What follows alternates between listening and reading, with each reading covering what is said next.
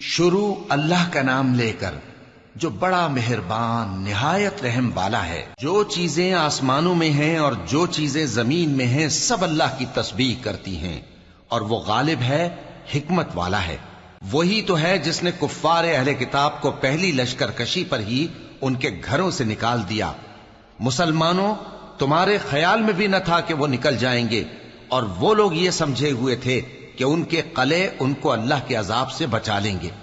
مگر اللہ نے ان کو وہاں سے آ لیا جہاں سے ان کو گمان بھی نہ تھا، اور اس نے ان کے دلوں میں دہشت ڈال دی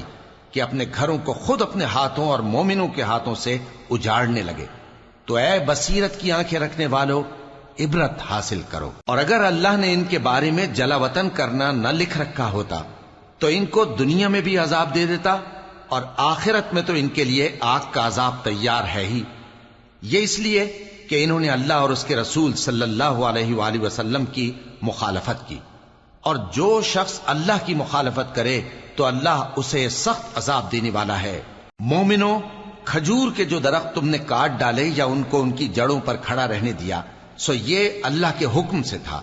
اور اس سے مقصود یہ تھا کہ وہ نافرمانوں کو رسوا کرے۔ اور اے مسلمانوں، جو مال اللہ نے اپنے پیغمبر کو ان لوگوں سے جنگ کے بغیر دلوایا ہے اس میں تمہارا کچھ حق نہیں، کیونکہ اس کے لیے نہ تم نے گھوڑے دوڑائے نہ اونٹ، لیکن اللہ اپنے پیغمبروں کو جن پر چاہتا ہے غالب کر دیتا ہے، اور اللہ ہر چیز پر قادر ہے۔